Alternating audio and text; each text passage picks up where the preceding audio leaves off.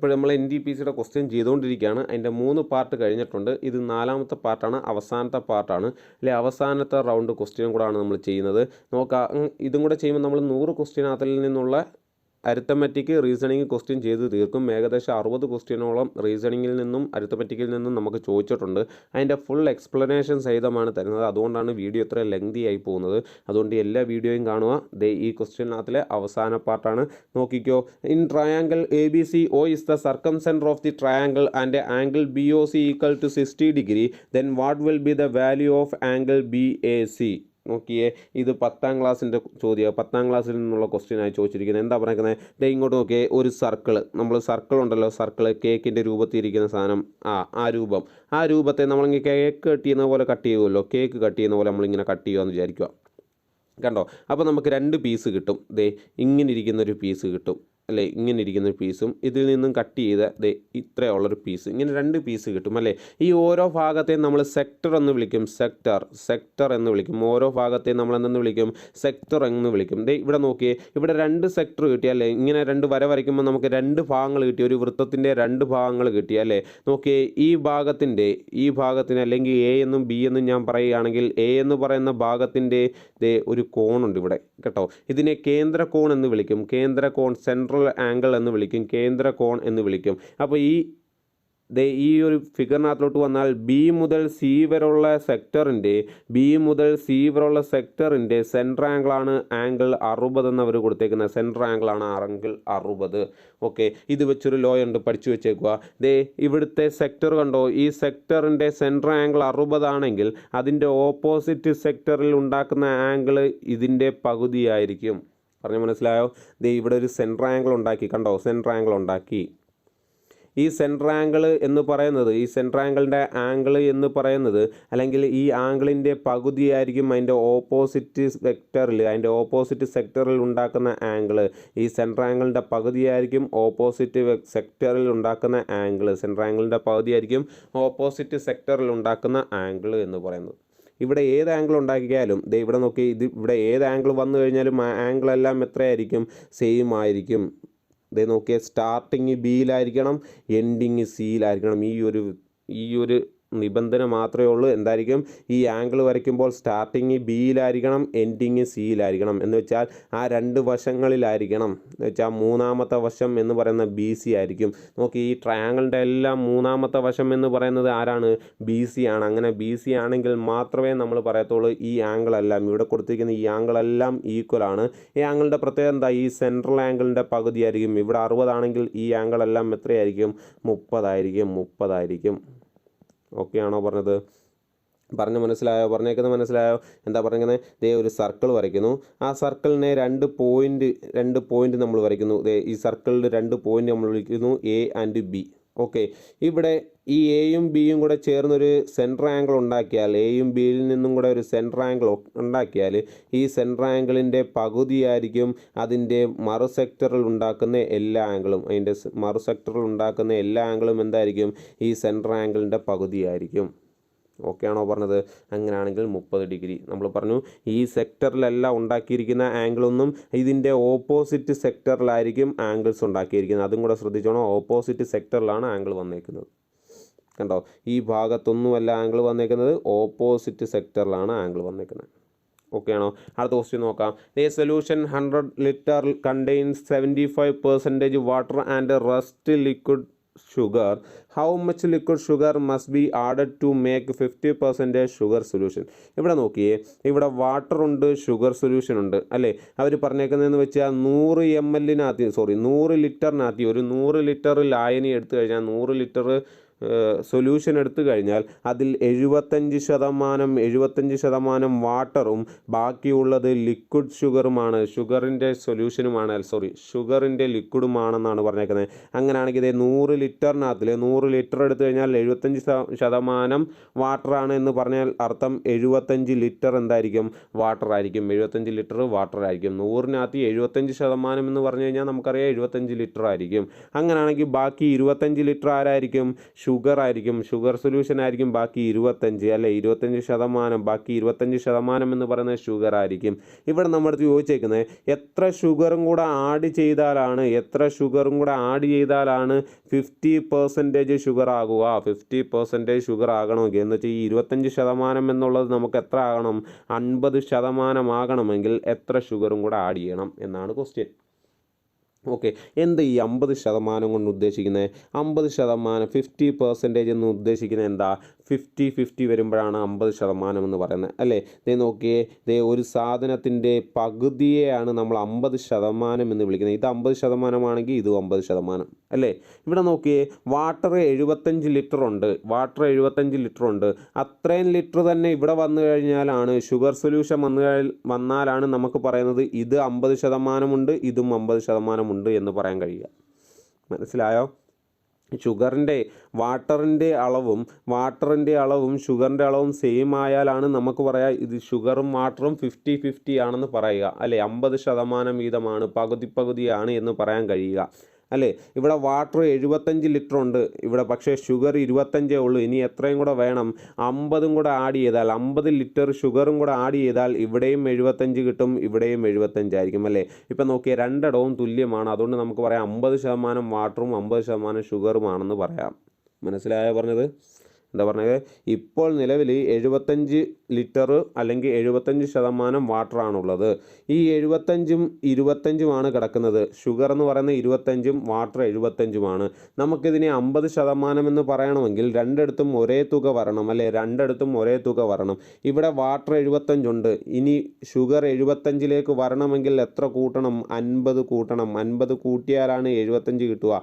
അങ്ങനെ രണ്ട് സൈഡും 75 ആയാൽ നമുക്ക് പറയാം രണ്ടുപേരും 50-50 വെച്ചാണെന്ന് പറയാം, 50% വെച്ചാണെന്ന് പറയാം അല്ലേ. അങ്ങനെയാണെങ്കിൽ എത്ര ഷുഗറും കൂടെ ഇവിടെ ആഡ് ചെയ്യണം? 50 ലിറ്ററും കൂടെ ആഡ് ചെയ്യണം, 50 ലിറ്റർ ഷുഗറും കൂടെ ആഡ് ചെയ്യണം. മനസ്സിലായോ പറഞ്ഞത്? നോക്കിയേ, if the angle of A triangle A B C 2x degree, 3x minus 12 degree, 5x minus 18 degree, then find the largest angle. ഇവിടെ നോക്കിയേ, ഒരു ട്രയാങ്കിൾ ഉണ്ട്. ആ ട്രയാങ്കിളിൻ്റെ 3 ആംഗിളാണ് ഈ പറഞ്ഞേക്കുന്നത്. 1, 2, 3. ഈ 3 ആംഗിളാണ് പറഞ്ഞേക്കുന്നത്. ഒരു ആംഗിൾ 2x ആണെങ്കിൽ മറ്റേ ആംഗിൾ 3x minus 12 ആണ്. മൂന്നാമത്തെ ആംഗിൾ 5x minus 18 ആണ്. Then find the largest angle. അങ്ങനെയാണെങ്കിൽ ഏറ്റവും വലിയ ആംഗിൾ എത്രയാണ്? നമ്മുടെ ചാനലിൽ ട്രയാങ്കിൾ, റെക്റ്റാങ്കിൾ, സമചതുരം, റോംബസ്, ട്രപ്പീസിയം ഇതിൻ്റെയൊക്കെ ഡീറ്റെയിൽ ക്ലാസ് എടുത്തിട്ടുണ്ട്. അപ്പോൾ ഈ ട്രയാങ്കിളിനെ കുറിച്ച് അറിയാത്തവർ, ചതുരത്തെക്കുറിച്ച് അറിയാത്തവർ, സമചതുരത്തെക്കുറിച്ച് അറിയാത്തവർ, സാമാന്ത്രികത്തെക്കുറിച്ച് അറിയാത്തവർ, പാരലോഗ്രാമിനെ കുറിച്ച് അറിയാത്തവർ, ഇവരൊക്കെ എന്ത് ചെയ്യുക? പോയി ആ വീഡിയോസ് കാണും. എന്നാൽ മാത്രമേ ഇങ്ങനെയുള്ള ക്വസ്റ്റ്യൻസ് നിങ്ങൾക്ക് ചെയ്യാൻ കഴിയൂ. ഓക്കെ, ഇതിനെക്കുറിച്ച് അല്ലെങ്കിൽ ഇതിലേതെങ്കിലും ഒരു രൂപത്തെക്കുറിച്ചൊരു ക്വസ്റ്റ്യൻ വന്നു കഴിഞ്ഞാൽ ചെയ്യണം എന്നുണ്ടെങ്കിൽ എന്താണ് ഇതിൻ്റെയൊക്കെ പ്രത്യേകത എന്നും എന്താണെന്നുള്ള ബേസിക് കാര്യങ്ങൾ പഠിച്ചിരിക്കണം. ഓക്കെ, അപ്പോൾ നോക്കാം. ഇവിടെ നോക്കിയാൽ ഒരു ട്രയാങ്കിളിൻ്റെ 3 ആംഗിൾസ് തന്നിട്ടുണ്ട് അല്ലേ. 3 ആംഗിളിൻ്റെ സം എന്താണ്? ഒരു ട്രയാങ്കിളിലെ 3 ആംഗിൾസിൻ്റെ സം എത്രയാണ്? ഒരു ട്രയാങ്കിളിലെ 3 ആംഗിൾസിൻ്റെ സം എന്ന് പറയുന്നത് 180 ഡിഗ്രി ആയിരിക്കും. എന്ന് വെച്ചാൽ ഒരു ട്രയാങ്കിളിൽ 3 ആംഗിൾ വരും. ആ 3 ആംഗിളും കൂടെ കൂട്ടുന്നത് 180 ഡിഗ്രി ആയിരിക്കും. അങ്ങനെയാണെങ്കിൽ നമുക്ക് പറയാം 2x അതിൻ്റെ കൂടെ 3x minus 12 അതിൻ്റെ കൂടെ 5x minus 18 കൂടെ കൂട്ടുമ്പോൾ നമുക്ക് എത്ര കിട്ടും? 180 ഡിഗ്രി കിട്ടും. മനസ്സിലായോ? 3 ആംഗിൾ കൂട്ടുന്ന എത്ര കിട്ടുമെന്നാണ് പറയുന്നത്? 180 ഡിഗ്രി കിട്ടും. നോക്കിയേ, ഇത് 3 കൂടെ കൂട്ടി വയ്ക്കുക. 2x plus 3x 5x, 5x plus 5x 10x കിട്ടും. 10x. ഇനി -12 -18 രണ്ടിൻ്റെയും ചിഹ്നം നോക്കിയാൽ -12 -18 ഇങ്ങനെ ഒരേ ചിഹ്നങ്ങൾ തന്നു കഴിഞ്ഞാൽ എന്ത് ചെയ്യണം? തമ്മിൽ കൂട്ടി പൊതുവായിട്ടുള്ള ചിഹ്നമാണ്. പൊതുവായിട്ട് അവിടെ 2 പേർക്കുള്ള ചിഹ്നം ഏതാ?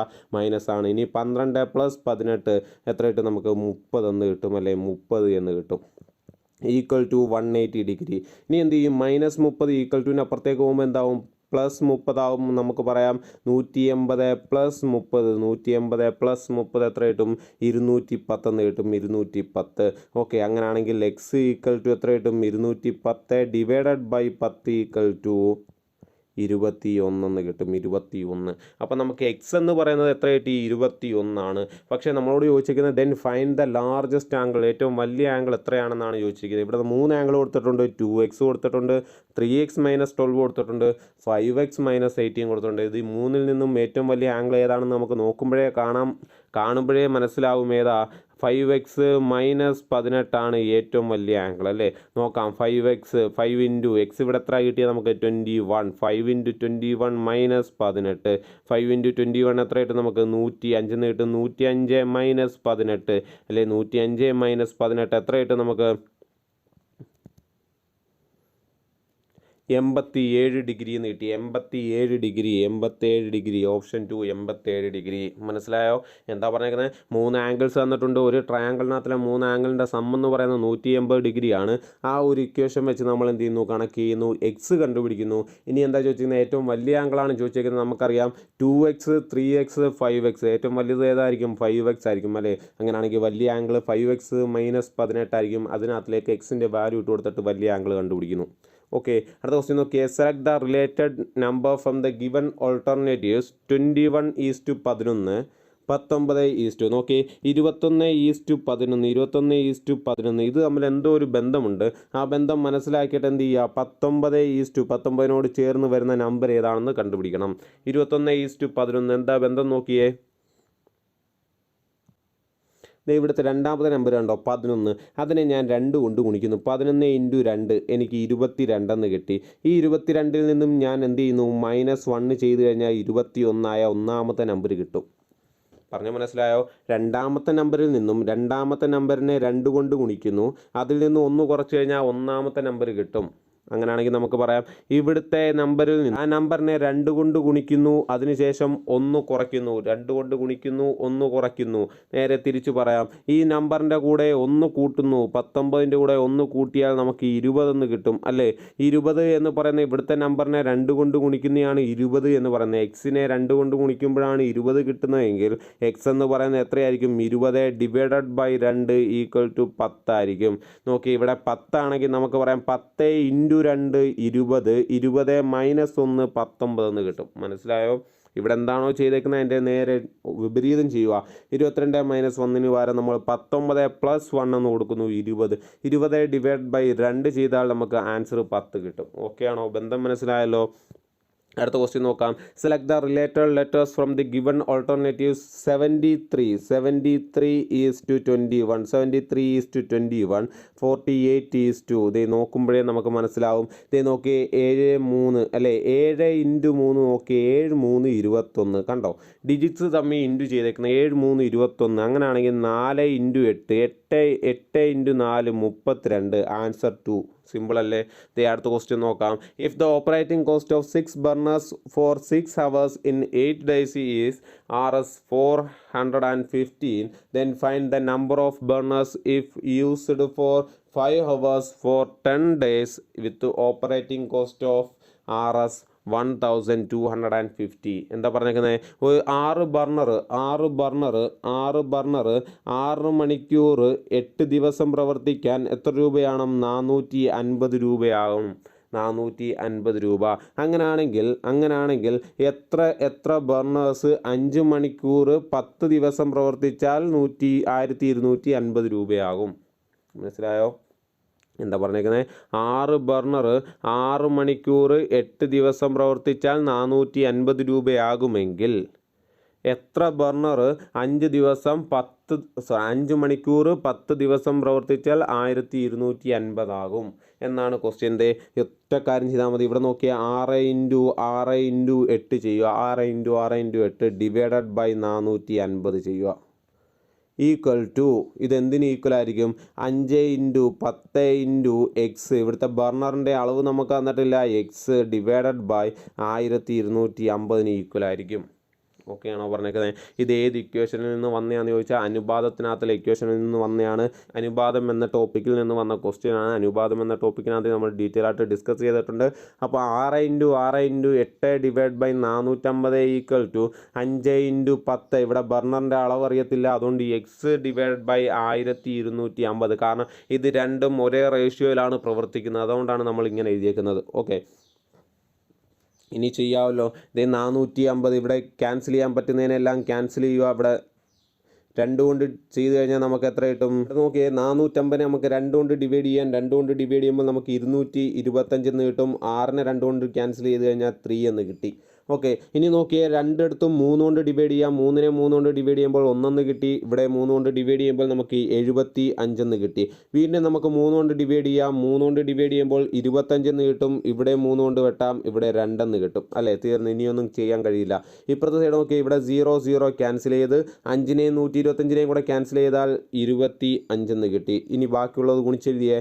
2 × 8 2 × 8 16 16 divided by 25 equal to X. മേളിൽ എക്സ് മാത്രമേ ഉള്ളൂ, താഴെ 25. ഓക്കെ, രണ്ടിടത്തും ഒരേ നമ്പേഴ്സ് ആയതുകൊണ്ട് നമുക്ക് 25 കൂടെ ക്യാൻസൽ ചെയ്ത് കളയാം. അങ്ങനെയാണെങ്കിൽ നമുക്ക് പറയാം X equal to 16. X equal to എത്ര കിട്ടും?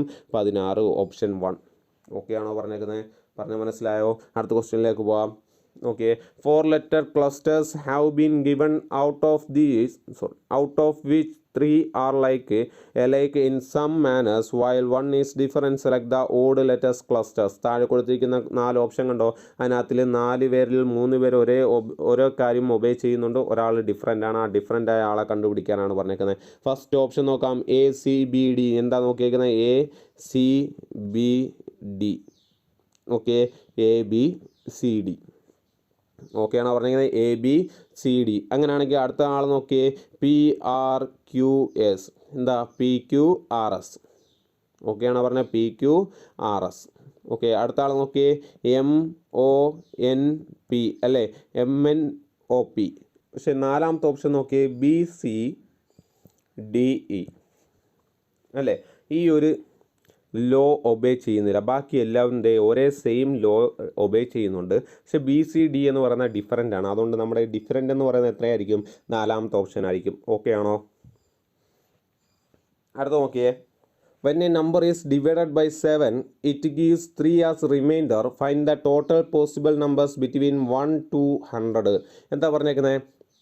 ഒരു നമ്പറിനെ 7 കൊണ്ട് ഡിവൈഡ് ചെയ്താൽ 3 കിട്ടുമെങ്കിൽ, ഒരു നമ്പറിനെ 7 കൊണ്ട് ഡിവൈഡ് ചെയ്താൽ 3 കിട്ടുമെങ്കിൽ 1നും 100നും ഇടയ്ക്കുള്ള എത്ര നമ്പേഴ്സ് കാണും? 1നും 100നും ഇടയിൽ എത്ര നമ്പേഴ്സ് കാണും? 1നും 100നും ഇടയിലുള്ള എത്ര നമ്പേഴ്സ് കാണും?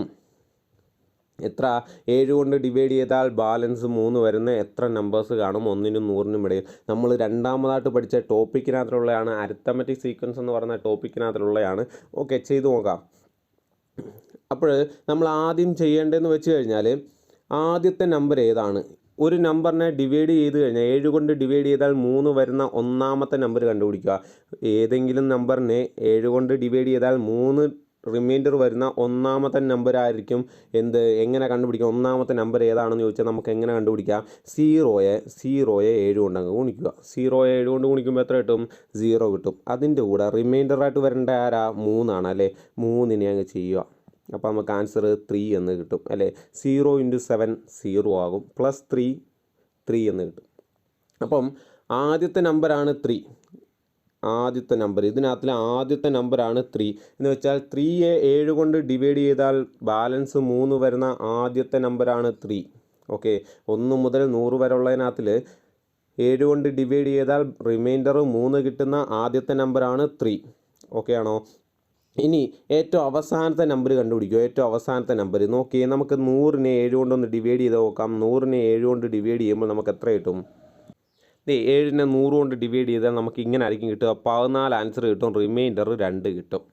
മനസ്സിലായോ? 100നെ 7 കൊണ്ട് ഡിവൈഡ് ചെയ്താൽ റിമൈൻഡർ എത്ര കിട്ടും? നമുക്ക് 2 റിമൈൻഡർ കിട്ടും. റിമൈൻഡർ 2 കിട്ടും അല്ലേ. 101നെ 7 കൊണ്ട് ഡിവൈഡ് ചെയ്തായിരുന്നെങ്കിലോ, 101നെയാണ് 7 കൊണ്ട് ഡിവൈഡ് ചെയ്തെങ്കിൽ റിമൈൻഡർ 3 കിട്ടും. 102നെ 7 കൊണ്ട് ഡിവൈഡ് ചെയ്താൽ റിമൈൻഡർ 4 കിട്ടും അല്ലേ. അങ്ങനെയാണെങ്കിൽ ഇനി മേലോട്ടൊന്ന് പോയി നോക്കിയാൽ 99നെ 7 കൊണ്ട് ഡിവൈഡ് ചെയ്തിരുന്നെങ്കിൽ റിമൈൻഡർ 1 കിട്ടിയേനെ. അടുത്ത 98നെ 7 കൊണ്ട് ഡിവൈഡ് ചെയ്തെങ്കിൽ റിമൈൻഡർ 0 കിട്ടിയേനെ. 97നെ 7 കൊണ്ട് ഡിവൈഡ് ചെയ്തിരുന്നെങ്കിൽ റിമൈൻഡർ 6 കിട്ടിയേനെ. 96നെ 7 കൊണ്ട് ഡിവൈഡ് ചെയ്തിരുന്നെങ്കിൽ റിമൈൻഡർ 5 കിട്ടിയേനെ. 95നെ 7 കൊണ്ട് ഡിവൈഡ് ചെയ്തിരുന്നെങ്കിൽ റിമൈൻഡർ 4 കിട്ടിയേനെ. 94നെ 7 കൊണ്ട് ഡിവൈഡ് ചെയ്തിരുന്നെങ്കിൽ റിമൈൻഡർ 3 കിട്ടിയേനെ. അപ്പോൾ അവസാനം റിമൈൻഡർ 3ആയിട്ട് വരുന്ന നമ്പർ 1നും 100നും ഇടയിലുള്ള നമ്പർ ഏതാണ്? 94 94. മനസ്സിലായോ പറഞ്ഞത്? എങ്ങനെ കണ്ടുപിടിക്കുന്നതെന്ന് ചോദിച്ചു കഴിഞ്ഞാൽ ഒന്നെങ്കിൽ നിങ്ങൾ ഓരോ നമ്പർ ഇങ്ങനെ ഡിവൈഡ് ചെയ്ത് നോക്കുക, അല്ലെങ്കിൽ ഇതേപോലെ ഇങ്ങനെ ബാക്കിലേക്ക് എഴുതി നോക്കുക, റിമൈൻഡർ ബാക്കിലേക്ക് എഴുതി നോക്കുക. 0 വന്നു കഴിഞ്ഞാൽ തൊട്ടടുത്ത റിമൈൻഡറായിട്ട് ആര് വരും? 6 വരും. കാരണം 7 ഒരിക്കലും റിമൈൻഡർ വരത്തില്ല. 7 ഡിവൈഡ് ചെയ്യാൻ കഴിയും, അതുകൊണ്ട് 7 റിമൈൻഡർ വരത്തില്ല. 7 താഴെയുള്ള സംഖ്യകൾ മാത്രമേ റിമൈൻഡർ വരത്തുള്ളൂ. വേണമെങ്കിൽ ഓരോ നമ്പറും എഴുതിയിട്ട് നിങ്ങൾ ഇത് മനസ്സിലായില്ലെങ്കിൽ നിങ്ങൾ ഓരോ നമ്പർ എഴുതിയിട്ട് ചെക്ക് ചെയ്ത് നോക്കാം. ഓക്കെ ആണോ? അപ്പം എന്തേ നോക്കിയാൽ ഒന്നാമത്തെ നമ്പരും അവസാനത്തെ നമ്പരും നമുക്ക് കിട്ടി. ഒന്നാമത്തെ നമ്പരും അവസാനത്തെ നമ്പരും നമ്മൾ കണ്ടുപിടിച്ചു. ഓക്കെ, ഇനി ചെയ്യേണ്ടതെന്ന് വെച്ച് കഴിഞ്ഞാൽ ചെയ്യേണ്ടത് നോക്കിയേ 3. ഇനി അടുത്തൊരു നമ്പർ ഏതായിരിക്കും? 7 കൊണ്ട് ഡിവൈഡ് ചെയ്താൽ ബാലൻസ് റിമൈൻഡർ 3 കിട്ടുന്ന അടുത്ത നമ്പർ കണ്ടുപിടിക്കണമെങ്കിൽ ഈ 3ൻ്റെ കൂടെ 7 ആഡ് ചെയ്താൽ മതി. 7 3 10. നോക്കിയേ, 10 ഡിവൈഡ് ബൈ 7 ഒരു തവണ അല്ലേ, ഒരു തവണ 7, ബാക്കി 3 റിമൈൻഡർ. കണ്ടോ? അപ്പോൾ ഒന്നാമത്തെ നമ്പർ 3 ആണെങ്കിൽ അതിൻ്റെ കൂടെ 7 കൂട്ടിയാൽ രണ്ടാമത്തെ നമ്പർ കിട്ടും. വീണ്ടും അതിൻ്റെ കൂടെ 7 കൂട്ടിയാൽ മൂന്നാമത്തെ നമ്പർ കിട്ടും. കണ്ടോ? എല്ലായിടവും എത്ര കൂട്ടണം? 7 കൂട്ടണം. ഇങ്ങനൊരു സീരീസ് ആയിരിക്കും നമുക്ക് കിട്ടുന്നത്. ഇങ്ങനൊരു സീരീസ് കിട്ടും. ഇതിൻ്റെ ലാസ്റ്റ് നമ്പർ ആരാ? 94. Last number 94. ഇങ്ങനെ ഒരേ സംഖ്യ വെച്ച് ആഡ് ചെയ്ത് പോകുന്ന സീരീസിനെ നമ്മൾ അരിത്തമെറ്റിക് സീരീസ് എന്ന് വിളിച്ചു. അല്ലേ? ഒരേ നമ്പർ ആഡ് ചെയ്ത് പോകുന്ന സീരീസിനെ നമ്മൾ അരിത്തമെറ്റിക് സീരീസ് എന്ന് വിളിച്ചു. ഇനി ഈ അരിത്തമെറ്റിക് സീരീസിനകത്തിലെ അവസാന നമ്പർ 94. ഇങ്ങനെ പോകുന്നൊരു അരിത്തമെറ്റിക് സീരീസിലെ ആദ്യത്തെ നമ്പർ 3ഉം ഇവിടുത്തെ ആദ്യത്തെ നമ്പർ 3ഉം എ എന്ന് പറയുന്ന ആദ്യത്തെ നമ്പറിനെ നമുക്ക് 3 എന്ന് പറയാം. ഇവിടുത്തെ കോമൺ ഡിഫറൻസ് എന്ന് പറയുന്നത് 7 ആണ്. അല്ലേ? 7 ആഡ് ചെയ്താണ് പോകുന്നത്. അവസാനത്തെ നമ്പർ എന്ന് പറയുന്നത് അല്ലെങ്കിൽ XN എന്ന് പറയുന്നത് എത്രയാണ്? ലാസ്റ്റ് നമ്പർ എന്ന് പറയുന്നത് എത്രയാണ്? 94 ആണെങ്കിൽ ഈ അരിത്തമെറ്റിക് സീരീസിൽ എത്ര നമ്പർ ഉണ്ടെന്ന് എങ്ങനെ കണ്ടുപിടിക്കും? N കണ്ടുപിടിക്കുന്നത് എങ്ങനെയായിരിക്കും? നമ്മൾ പഠിച്ചിട്ടുണ്ട് ഈ ഇക്വേഷൻ അല്ലേ? XN = plus A plus n-1 × d നമ്മൾ പഠിച്ചിട്ടുണ്ടല്ലേ? എക്സ് അവസാനത്തെ ടേം കാണാനുള്ള ഇക്വേഷൻ A + n-1 × d. ഇവിടുന്ന് നമുക്ക് എന്നാണ് കണ്ടുപിടിക്കേണ്ടത്. അവസാനത്തെ ടേം നമുക്കറിയാം 94. 94 = A എന്ന് പറയുന്നത് 3 ആണ്, പ്ലസ് n-1 നമുക്കറിയില്ല. n-1 × d എന്ന് പറയുന്നത് 7 ആണ്. അല്ലേ? കോമൺ ഡിഫറൻസ് 7 ആണ്. ഈ വാല്യൂ ഇട്ട് കൊടുത്തിട്ട് നമുക്ക് n കണ്ടുപിടിക്കാം. അല്ലേ? എങ്ങനെയായിരിക്കും? നോക്കിയാൽ 94 = 3 + 7 × n 7n - 7 × 1 7 -7. അല്ലേ? നോക്കിയേ 3 - 7 നമുക്ക് കിട്ടും 7n - 4 എന്ന് കിട്ടും. അല്ലേ? 3ൻ്റെ ചിഹ്നം പ്ലസും 7ൻ്റെ ചിഹ്നം മൈനസും ആയതുകൊണ്ട് വലുതിൽ നിന്നും ചെറുത് കുറയ്ക്കുക. 7ൽ നിന്നും 3 കുറച്ച് 4 എന്ന് എഴുതി വലുതിൻ്റെ ചിഹ്നമായ മൈനസ് കൊടുത്തു, -4 കൊടുത്തു. ഓക്കെ, അപ്പോൾ 94 = 7n - 4 എന്ന് കിട്ടി. ഇനി എന്ത് ചെയ്യണം? ഈ -4നെ =ൻ്റെ ഇപ്പുറത്തേക്ക് കൊണ്ടുവരിക. അങ്ങനെയാണെങ്കിൽ നമുക്ക് -4 എന്ത് ചെയ്യും? =ൻ്റെ ഇപ്പുറത്തേക്ക് വരുമ്പോൾ +4 ആകും. 94 + 4 98. അല്ലേ? 98. അങ്ങനെയാണെങ്കിൽ നമുക്ക് പറയാം n = 98/7 14 എന്ന് കിട്ടും. 14 എന്ന് കിട്ടും. ഓക്കെ ആണോ? അപ്പോൾ എത്ര നമ്പേഴ്സ് കാണും? 14 നമ്പേഴ്സ് കാണും. 14 നമ്പേഴ്സ്. ഇനി നിങ്ങൾക്കിത് ചെയ്യാൻ പാടാണ് എന്നുണ്ടെങ്കിൽ, ഈ ഒരു ഇക്വേഷൻ നിങ്ങൾക്ക് അറിയില്ല, ഇതിങ്ങനെ ചെയ്യാൻ നിങ്ങൾക്ക് അറിയില്ല എങ്കിൽ ആദ്യം നമ്മൾ കണ്ടുപിടിച്ച 3ഉം 94 കണ്ടുപിടിച്ചാൽ മനസ്സിലായല്ലോ. ആദ്യത്തെ നമ്പറും അവസാനത്തെ നമ്പറും കണ്ടുപിടിച്ചാൽ മനസ്സിലായല്ലോ. പോട്ടെ, ആദ്യത്തെ നമ്പർ കണ്ടുപിടിച്ചാൽ മനസ്സിലായല്ലോ. 3 എങ്ങനെ കണ്ടുപിടിക്കുന്നതെന്ന് മനസ്സിലായല്ലോ. എങ്ങനെ കണ്ടുപിടിച്ചേ? 0 അല്ലേ? ആദ്യത്തെ നമ്പർ 0 × 7 ചെയ്യുക. ഇനി റിമൈൻഡർ എത്രയാണോ കിട്ടേണ്ടത് അത് കൂട്ടുക. റിമൈൻഡർ 3 കൂട്ടി. അപ്പോൾ നമുക്ക് എത്ര കിട്ടി? 3 എന്ന് കിട്ടി. അല്ലേ? 3 എന്ന് കിട്ടി. ഇത്രയും കാര്യം നിങ്ങൾക്ക് ചെയ്യാൻ അറിയാമോ? ഇത്രയും കാര്യം ചെയ്യാൻ അറിയാം. ആദ്യത്തെ നമ്പറായ 3 കണ്ടുപിടിക്കാൻ നിങ്ങൾ പഠിച്ചു. അല്ലേ? ആദ്യത്തെ നമ്പറായ 3 നമ്മൾ കണ്ടുപിടിച്ചു. 3 നമുക്കറിയാം. ഇതിൻ്റെ കൂടെ ഇനി എത്ര വീതം കൂട്ടി പോയാൽ മതി? 7 വീതം കൂട്ടി പോയി കഴിഞ്ഞാൽ റിമൈൻഡർ 3ആയിട്ട് കിട്ടുന്ന നമ്പേഴ്സ് കിട്ടും. അല്ലേ? എങ്ങനെയായിരിക്കും? ഇനി നോക്കി അടുത്ത നമ്പർ എങ്ങനെയായിരിക്കും നമ്മൾ കണ്ടുപിടിക്കുന്നത്? 7 കൂട്ടും. അല്ലേ? 10 കിട്ടി. 10ൻ്റെ കൂടെ 7 കൂട്ടിയാൽ 17 എന്ന് കിട്ടി. 17ൻ്റെ കൂടെ 7 കൂട്ടി കഴിഞ്ഞാൽ നമുക്ക് 24 എന്ന് കിട്ടും. അല്ലേ? 24 കിട്ടി. അതിൻ്റെ കൂടെ വീണ്ടും 7 കൂട്ടുമ്പോൾ നമുക്ക് 31 കിട്ടും. ആ 31ൻ്റെ കൂടെ വീണ്ടും 7 കൂട്ടിയാൽ 38 കിട്ടും. 38ൻ്റെ കൂടെ 7 കൂട്ടിയാൽ 45 കിട്ടും അല്ലേ. 45ൻ്റെ കൂടെ 7 കൂട്ടിയാൽ 52 കിട്ടും. 52ഉം 7ഉം 59, 66 കിട്ടും. 66ഉം 7ഉം 73 കിട്ടും. 73ഉം 80, 80ൻ്റെ കൂടെ 7 കൂട്ടിയാൽ 87, 87ൻ്റെ കൂടെ 7 കൂട്ടിയാൽ 94 നമ്മുടെ അവസാനത്തെ നമ്പർ കിട്ടും. അപ്പോൾ ആദ്യത്തെ നമ്പർ ഇനി 94 + 7 കൂട്ടിയാൽ 101 നമുക്ക് ആൻസർ കിട്ടുന്നത്. 94 + 7 കൂട്ടിയാൽ 101 കിട്ടുന്നത്. നമുക്ക് കണ്ടുപിടിക്കേണ്ട 1നും 100നും ഇടയിലുള്ള നമ്പേഴ്സാണ്. അപ്പം 94 നിർത്തുക. എന്നിട്ട് എണ്ണി നോക്കുക. 1, 2, 3, 4, 5, 6, 7, 8, 9, 10, 11, 12, 13, 14 നമ്പേഴ്സ് ഉണ്ടെന്ന് എണ്ണി നോക്കുക. ഓക്കെ ആണോ? വേണമെങ്കിൽ ഇങ്ങനെയും നിങ്ങൾക്ക് ചെയ്യാം. മനസ്സിലായല്ലോ. അടുത്ത ക്വസ്റ്റ്യൻ നോക്കിയേ. 4 numbers have been given out of which 3 are like in some manners while 1 is different. Select the odd one. നോക്കിയേ, താഴെ കൊടുത്തേക്കുന്നതിനകത്ത് odd one ആയിട്ട് ഒറ്റപ്പെട്ടതിനെ കണ്ടുപിടിക്കുക. എങ്ങനെ അത് നോക്കിയേ.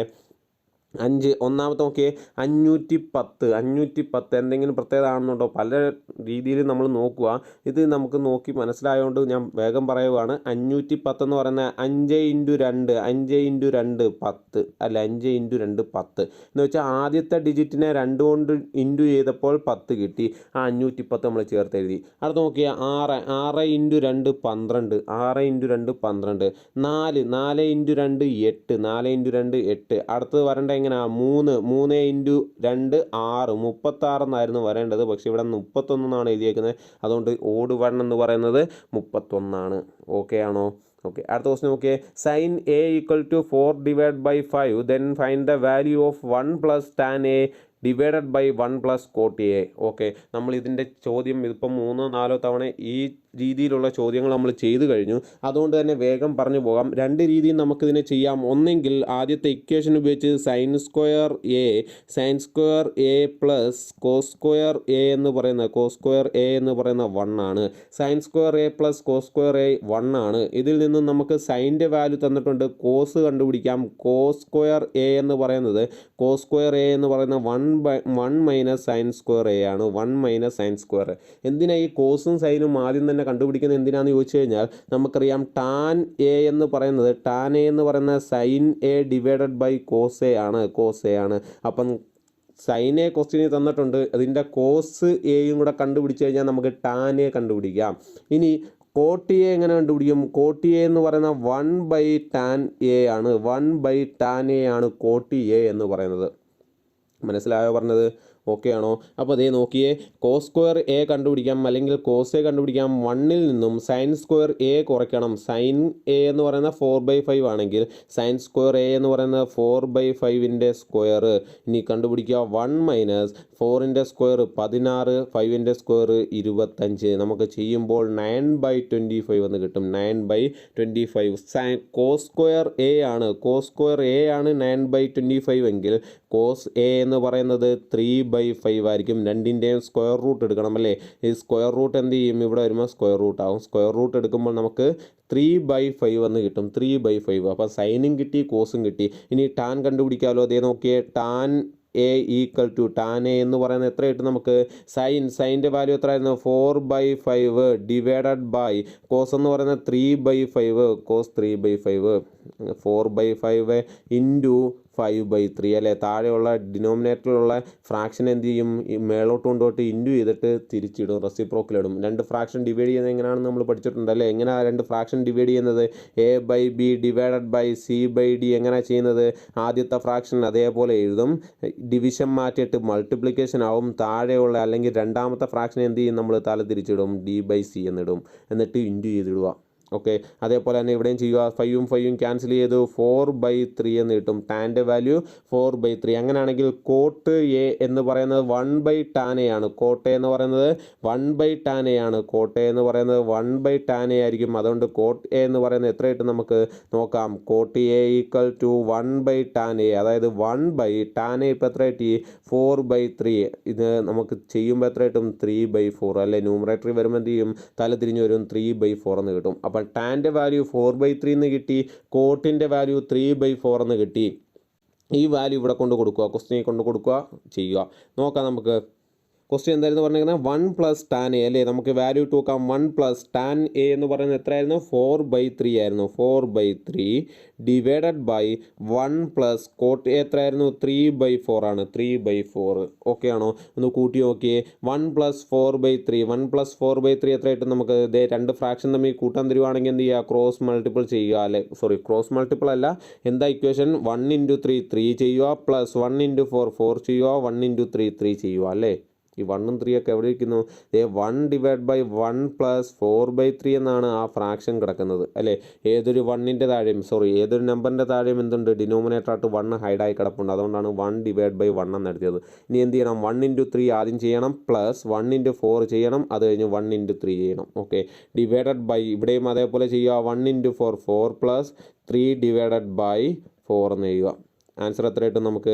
7/3 ഡിവൈഡഡ് ബൈ 7/4 അല്ലേ? ഇതിനെ ചെയ്യുമ്പോൾ എന്ത് ചെയ്യും? ആദ്യത്തെ ഫ്രാക്ഷൻ അതേപോലെ ഇടുക, ഡിവിഷൻ മാറി മൾട്ടിപ്ലിക്കേഷൻ ആക്കുക, രണ്ടാമത്തെ ഫ്രാക്ഷൻ തല തിരിച്ചിടുക. 7ഉം 7ഉം കൂടെ ക്യാൻസൽ ചെയ്ത് പോയിട്ട് ആൻസർ എത്ര കിട്ടും? 4/3 എന്ന ആൻസർ കിട്ടും. 4/3 ഓപ്ഷൻ 4/3 ഓക്കെ ആണോ പറഞ്ഞത്?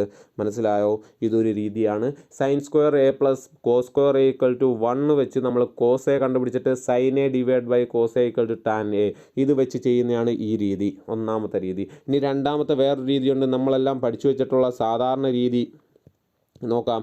ഒരു ട്രയാങ്കിൾ എടുത്തു കഴിഞ്ഞാൽ നമ്മളെപ്പോഴും കോസും ടാനും കോട്ടും എല്ലാം പറയുന്നത്, സീക്കും കൊസീക്കും എല്ലാം പറയുന്നത് റൈറ്റ് ട്രയാങ്കിളിൻ്റെ പ്രത്യേകത വെച്ചിട്ടാണ് അല്ലേ? ഇതിനകത്തുള്ളൊരു ആംഗിളാണ് എ എന്ന് വിചാരിക്കും. ഇതാണ് എ എന്ന് പറയുന്ന ആംഗിളെങ്കിൽ ABC അല്ലേ? ഇതിൻ്റെ ഹൈപ്പൺയൂസ് ഇതായിരിക്കും, അറിയാമല്ലേ? ഹൈപ്പൺയൂസ് അറിയാം, ബേസ് അറിയാം, ഓൾട്ടിറ്റ്യൂഡ് അറിയാം. ഇത് ബേസ്, ഇത് ഹൈപ്പൺയൂസ്, ഇത് ഓൾട്ടിറ്റ്യൂഡ് അല്ലേ?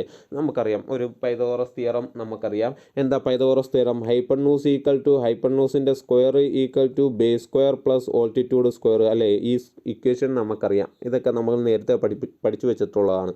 ഇവിടെ സൈൻ എ എന്ന് പറയുന്നത്, ഇതാണ് എ എന്ന് പറയുന്ന ആംഗിളെങ്കിൽ സൈൻ എ എന്ന് പറയുന്നത് ഈ ആംഗിളിന് ഓപ്പോസിറ്റ് കിടക്കുന്ന സൈഡ് ഡിവൈഡഡ് ബൈ ഹൈപ്പൺയൂസിനെയാണ്. എന്ന് വെച്ചാൽ ഈ രണ്ട് സൈഡുകൾ തമ്മിൽ ഡിവൈഡ് ചെയ്തതിനെയാണ് നമ്മൾ സൈൻ എ കൊണ്ട് റെപ്രസെൻറ്റ് ചെയ്യുന്നത്. അടുത്ത കോസ് എ കൊണ്ട് റെപ്രസെൻറ്റ് ചെയ്യുന്നത് ഈ ആംഗിളിൻ്റെ എ എന്ന് പറയുന്ന ആംഗിൾ എ എന്ന് പറയുന്ന ആംഗിളിൻ്റെയാണ് നമ്മൾ എടുക്കുന്നത്. ഈ ആംഗിളിൻ്റെ അഡ്ജസൻറ്റ് സൈഡും ഹൈപ്പൺയൂസും തമ്മിലുള്ള റേഷ്യോ ആണ് നമ്മൾ കോസ് എ കൊണ്ട് റെപ്രസെൻറ്റ് ചെയ്യുന്നത്.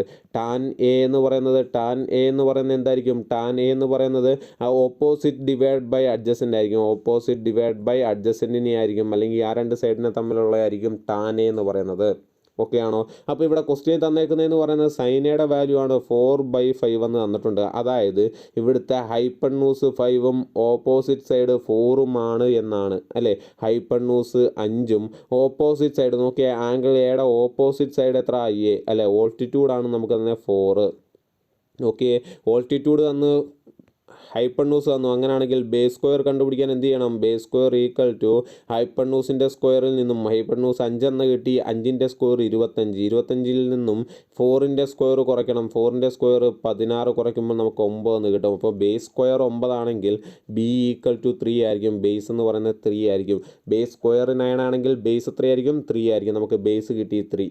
ഓക്കെ, അങ്ങനെയാണെങ്കിൽ നോക്കിയേ അങ്ങനെയാണെങ്കിൽ ടാൻ എന്ന് പറയുന്നത് എത്ര കിട്ടും? ടാൻ നോക്കിയേ, ആംഗിൾ എയുടെ ഓപ്പോസിറ്റ് സൈഡ് എത്ര? 4 ആണ്. ഇനി ആംഗിൾ എയുടെ അഡ്ജസൻറ്റ് സൈഡ് എന്ന് പറയുന്നത് എത്ര കിട്ടി? നമുക്കിപ്പോൾ 3 എന്ന് കിട്ടി. അങ്ങനെയാണെങ്കിൽ നമുക്ക് പറയാം ടാൻ എ എന്ന് പറയുന്ന 4/3 ആണ്.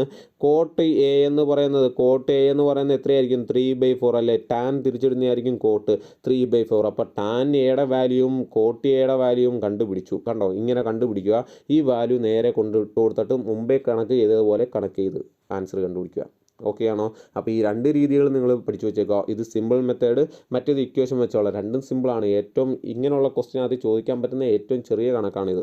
ഓക്കെ, അടുത്ത ക്വസ്റ്റ്യൻ. ഓക്കെ, അപ്പം ഏകദേശം നമ്മൾ എല്ലാ ക്വസ്റ്റ്യനും തീർന്നിട്ടുണ്ട്. മൂന്നാമത്തെ ക്വസ്റ്റ്യൻ പേപ്പറിനകത്തിൽ നിന്നുള്ള എല്ലാ ക്വസ്റ്റ്യനും നമ്മൾ ചെയ്ത് തീർത്തിട്ടുണ്ട്. ഏകദേശം 60ഓളം ക്വസ്റ്റ്യൻസ് നമ്മൾ കംപ്ലീറ്റ് ചെയ്തിട്ടുണ്ട്.